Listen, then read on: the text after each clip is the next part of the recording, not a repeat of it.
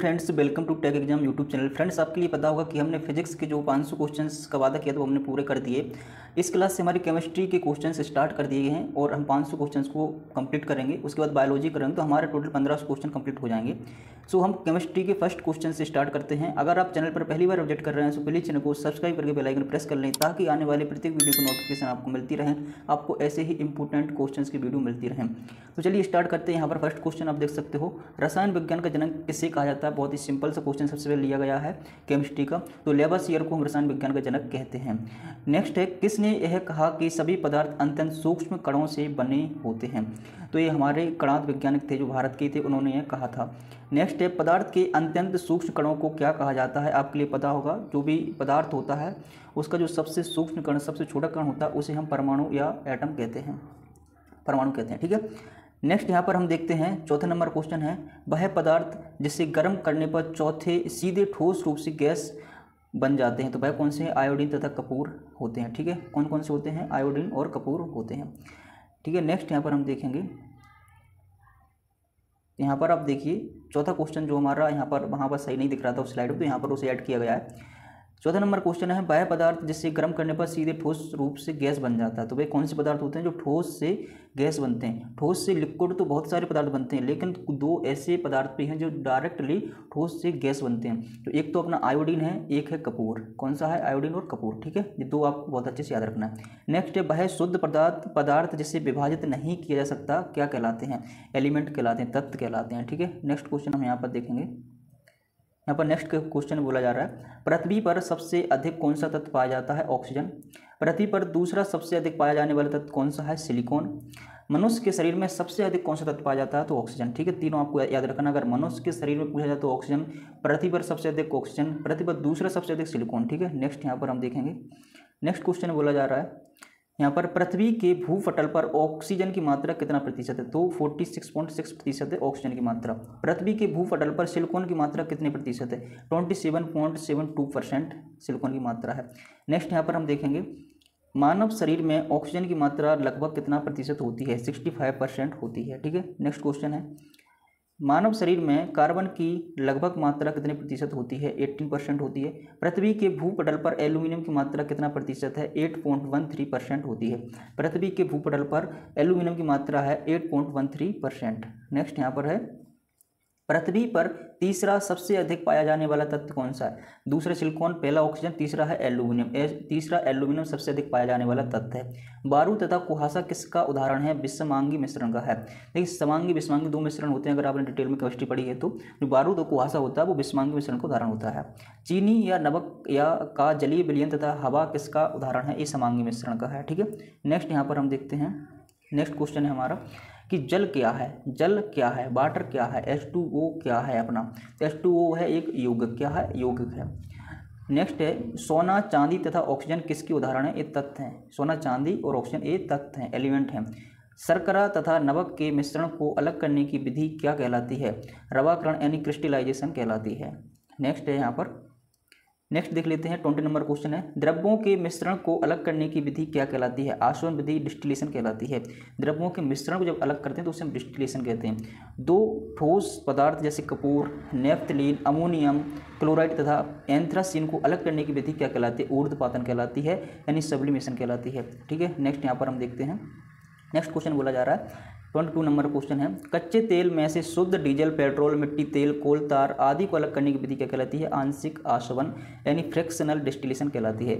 दोस्तों, आपकी बहुत सारी डिमांड आ रही थी, जैसे कि मैंने पोल में पूछा था व्हाट्सएप पर और टेलीग्राम पर और यूट्यूब पर भी, तो आपने वहाँ पर ज़्यादातर जो वोट आए हैं मैंने देखा है, ज़्यादा परसेंट में वोट आए हैं, 85 to 90% जो वोट आए हैं वो आए हैं हमारे कि 99 रुपये में 10 सेट की टेस्ट सीरीज आप लॉन्च कीजिए सर। तो हमने ये टेस्ट सीरीज बना ली है, कल या परसों तक लॉन्च हो जाएगी। तो आप सबसे पहले आपको जो भी ज्वाइन करना है कर लीजिए, क्योंकि बाद में अगर ज़्यादा ज्वाइन हो जाते हैं तो फिर आपको ज्वाइन करने में दिक्कत आ सकती है। तो हो सके तो जल्दी से कोशिश करिए कि सबसे पहले आप ज्वाइन कर पाओ, क्योंकि हमने जो टेस्ट सीरीज डिमांड आ रही थी कि सर आप जो बार का एग्ज़ाम होने वाला उसकी प्रीलिम्स की टेस्ट सीरीज बनाइए, ओनली प्रीलिम्स टेस्ट की, कम प्राइस में हो, अच्छे क्वेश्चन हो। तो मैंने 2 टेस्ट आपके लिए दिलाए हैं, फ्री टेस्ट दिलाए थे, 3 हो गए हैं शायद, एक पहले भी दिलाया था और 2 मैंने अभी दिलाए थे Sunday to Sunday.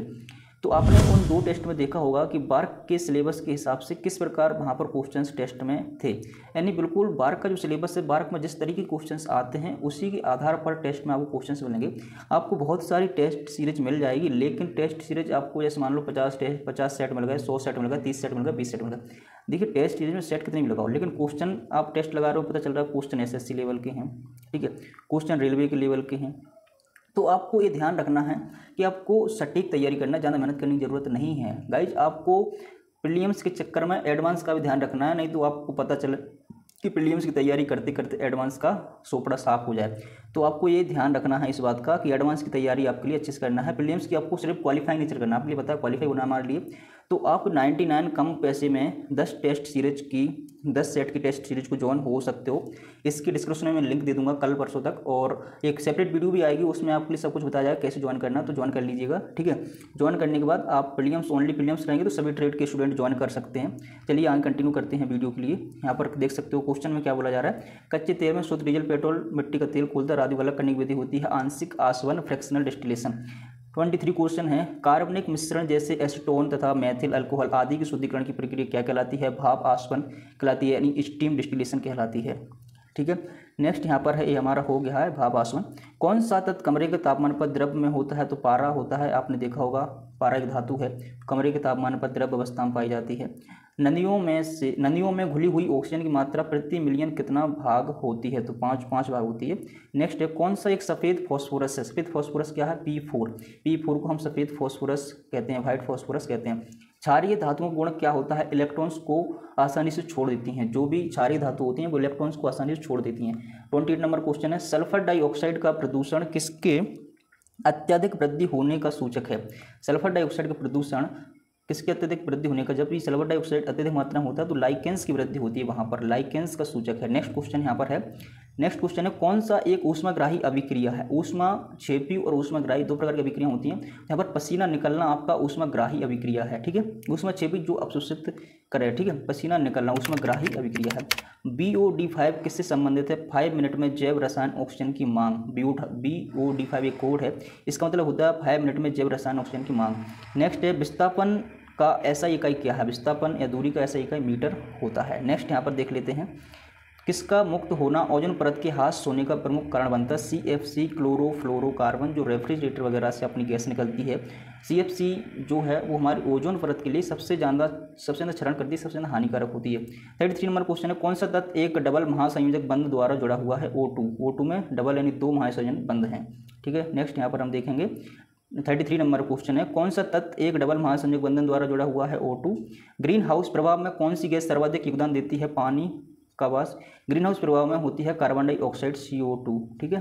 Green house प्रभाव में कौन सी गैस सर्वाधिक योगदान देती है? तो CO2 देती है। नेक्स्ट यहाँ पर है, ऑक्सीकरण की अभिक्रिया में क्या होता है? इलेक्ट्रॉन्स खोते हैं। जब भी ऑक्सीकरण की अभिक्रिया होती है तो वो इलेक्ट्रॉन्स खोते हैं, यानी इलेक्ट्रॉन्स को छोड़ देते हैं, तो वहाँ पर ऑक्सीकरण की अभिक्रिया होती है। एक ऐसी अभिक्रिया जिसमें एक साथ ऑक्सीकरण और अपकरण होते हैं उसे क्या कहते हैं? रेडॉक्स अभिक्रिया कहते हैं। नेक्स्ट है, नाइट्रोजन की खोज किसने की थी? रदरफोर्ड ने। किसने की थी? रदरफोर्ड ने। नेक्स्ट यहाँ पर हम देखते हैं, PVC का पूर्ण रूप क्या है? पॉलीविनाइल क्लोराइड है। एरोमेटिक हाइड्रोकार्बन के अणुओं में कम से कम कितनी बेंजीन की तरह की रिंग होती है? 1 होती है, ठीक है।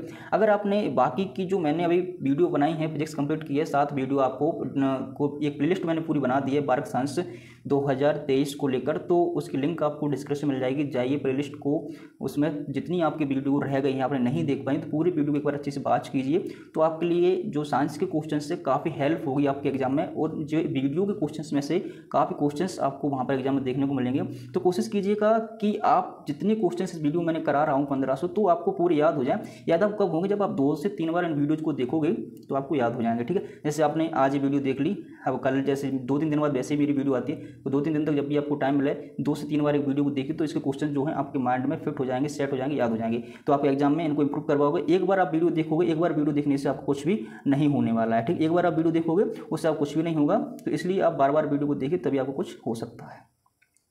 एक बार वीडियो देखते हैं, याद आपको नहीं होता, किसी को नहीं होता है। तो नेक्स्ट यहाँ पर हम देखते हैं, नेक्स्ट यहाँ पर हमारा है, क्रोमाइट किसका अयस्क है? तो क्रोमाइट हमारा क्रोमियम का अयस्क है, ठीक है। किसी पदार्थ की मात्रा मौलिक इकाई क्या है? मोल, ठीक है। 42 नंबर क्वेश्चन है, कौन सा पदार्थ मिलाने से कांच को हरा रंग मिलता है?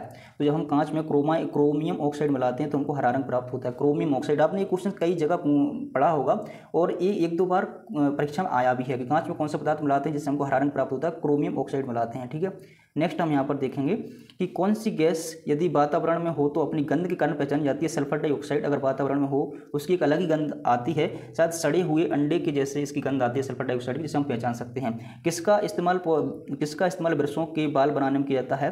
तो जो ब्रश होते हैं वो नाइलॉन 66 के बने होते हैं, जो ब्रश हमारे होते हैं जिसे हम यूज करते हैं नाइलॉन 66 के बने होते हैं। नेक्स्ट यहाँ पर है, देखिए मैंने पिछली वीडियो आपको डाली थी, उसमें बहुत सारे क्वेश्चंस आपसे किए थे, लेकिन आपने एक भी क्वेश्चंस का आंसर नहीं दिया है, क्योंकि आप इन वीडियोज को और अपनी परीक्षा के सिलेबस को लापरवाही से देख रहे हो। इस तरीके से आपकी परीक्षा बिल्कुल भी नहीं निकलने वाली है। आपको टाइम पास करना कीजिए, कोई दिक्कत नहीं है, लेकिन आपको मैं जितना बताता हूँ आपको उतना करना चाहिए, तो हो सकता है आपकी परीक्षा में कहीं ना कहीं हेल्प हो। जो क्वेश्चन मैं बताए थे हो सकता है परीक्षा में आए उन्हीं क्वेश्चंस को मैं आपसे पूछता हूँ या कमेंट करने को कहता हूँ कि आपको अगर क्वेश्चंस का आंसर नहीं पता है तो सर्च कीजिए और कमेंट कीजिए, ताकि आपको अगर सर्च करोगे तो उन क्वेश्चंस का पता चल सकेगा, आपकी परीक्षा की दृष्टि से महत्वपूर्ण होते हैं वो क्वेश्चंस मैं आपसे पूछता हूँ। अगर आपको नहीं देना तो आपकी मर्जी है। 45 है, एक अम्ल नीला लिटमस को किस रंग बदल देता है? लाल रंग में बदल देता है। देखिए अम्ल नीले लिटमस को लाल में बदलता है और क्षार लाल लिटमस को नीले में बदलता है। इसकी एक याद करने की ट्रिक है मेरे हिसाब से आप समझिएगा। आपने बहुत सारे स्टूडेंट कंफ्यूज होते हैं इसमें कि लाल और नीले में कब कौन बदलता है, लाल को नीले में, नीले को लाल में कौन बदलता है। तो अम्ल नीले को लाल में बदलता है, तो आ से अम्ल हो जाएगा और नीले को लाल में बदलता है। तो मैंने याद कर रखा है अनिल एक ट्रिक बनाई है कि अम्ल जो है वो नीले को लाल में बदल देता है और उसका जस्ट उल्टा होता है कि लाल को नीले में बदलता है क्षार। ठीक है, आपको अनिल याद रखना है। नेक्स्ट यहाँ पर हम क्वेश्चन देखते हैं, मोटर वाहनों के धुएं में कौन सी खतरनाक गैस होती है? कार्बन मोनोऑक्साइड खतरनाक होती है। ध्यान रखना, कार्बन मोनोऑक्साइड, ना कि कार्बन डाइऑक्साइड। आपने कार्बन डाइऑक्साइड का नाम ज़्यादा सुना है, तो अगर आप ऑप्शन में कार्बन डाइऑक्साइड देखोगे तो लगा दोगे, लेकिन आप गलत हो जाए क्वेश्चन। ध्यान रखना, मोटर वाहनों का जो धुआं होता है उसमें सबसे खतरनाक गैस जो होती है वो कार्बन मोनोऑक्साइड होती है। ठीक है, प्रोटॉन एवं किस का द्रव्यमान एक समान होता है? प्रोटॉन और न्यूट्रॉन का जो द्रव्यमान होता है वो समान होता है, क्योंकि केंद्रक में पाए जाते हैं। किस विधि का प्रयोग करके हम विलयन में से विलय को विभक्त कर सकते हैं? वाष्पीकरण का प्रयोग करके हम विभक्त कर सकते हैं विलयन और विलय। जैसे कि आप पानी में शक्कर को घोल देते हो, H2O, और जो शक्कर है उसको अगर आप घोल देते हो तो एक विलयन विलय हो जाता है। पानी में आप नमक को घोल देते हो विलयन विलय हो जाता है। तो अब आपको अलग करना है, अलग करने के लिए क्या करना होगा? आपको वाष्पीकरण की प्रक्रिया करनी होगी, उसको गर्म करना पड़ेगा, पानी जो है वो वाष्प बन के उड़ जाएगा और आपका जो विलय है वो आपका रह जाएगा। इस प्रकार से आप अलग कर सकते हो। नेक्स्ट है, बॉक्साइट किसका अयस्क है? तो बॉक्साइट हमारा एल्यूमिनियम का अयस्क है। 50 क्वेश्चन है, 50 नंबर का, आधुनिक आवर्त सारणी किसके सिद्धांत पर आधारित है? मोसले की जो अभी आधुनिक आवर्त सारणी है, आधुनिक आवर्त सारणी से पीरियोडिक टेबल से बहुत सारे क्वेश्चंस पूछे जाते हैं, यानी 1 से 2 क्वेश्चन तो आना तय ही रहता है हर एक परीक्षा में। तो आगे की वीडियो जो आएंगे आपको 5 क्वेश्चंस में आधुनिक आवर्त सारणी से बहुत सारे क्वेश्चन देखने को मिलेंगे जो इंपोर्टेंट है वो लिए गए हैं। तो आधुनिक आवर्त सारणी के किस सिद्धांत पर, यानी जो किस सिद्धांत पर आधारित है? अभी मोसले के सिद्धांत पर, और पिछली थी वो मेंडलीव के सिद्धांत के आधार पर थी। ठीक है, 51 नंबर क्वेश्चन है, किसी पदार्थ की परमाणु भार समान परंतु परमाणु संख्या असमान होती है उसे क्या कहते हैं? संभारक कहते हैं। ठीक है, संभारक कहते हैं। किसी पदार्थ की परमाणु भार समान परंतु परमाणु संख्या असमान, तो संभारक कहते हैं। लेकिन आपके लिए क्वेश्चन है इसी का उल्टा, जस्ट किसी पदार्थ का परमाणु भार असमान परंतु परमाणु संख्या समान हो तो उसे क्या कहते हैं? एक इस क्वेश्चन का आपको आंसर कमेंट बॉक्स में लिख देना है। अगर आपको वीडियो पसंद आया तो वीडियो को लाइक करें, शेयर करें, सब्सक्राइब जरूर कर देना। देखिए आने वाले वीडियोज में कोशिश करूंगा कि 60 से 70 या 100 क्वेश्चंस हम एक वीडियो में डिस्कस करें, ताकि जल्दी से अपने जो क्वेश्चंस की सीरीज जो अपनी साइंस की चल रही है जल्दी से कंप्लीट हो जाए। और देखिए अगर आपने जो हमारा फिटर टर्नर मशीनिस्ट वालों के लिए जो थ्योरी की समझ लीजिए, एडवांस टेस्ट के लिए टेस्ट सीरीज लॉन्च की गई है, अगर आप ज्वाइन करना चाहते हो, इंटरेस्टेड हो, तो लिंक आपको डिस्क्रिप्शन मिल जाएगी, जाकर ज्वाइन कीजिएगा।